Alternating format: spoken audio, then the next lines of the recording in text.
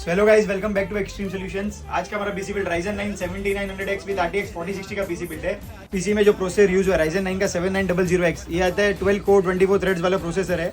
Motherboard जो इसमें use हुआ है MSI की तरफ से B650S वाईफाई फुल ATX वाला मदरबोर्ड है ये।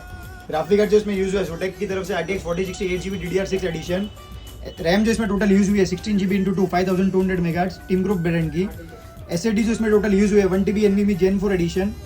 लिक्विड कूलर जो इसमें यूज हुआ है एंटेक की तरफ से आने वाला Symphony 240 ARGB एडिशन।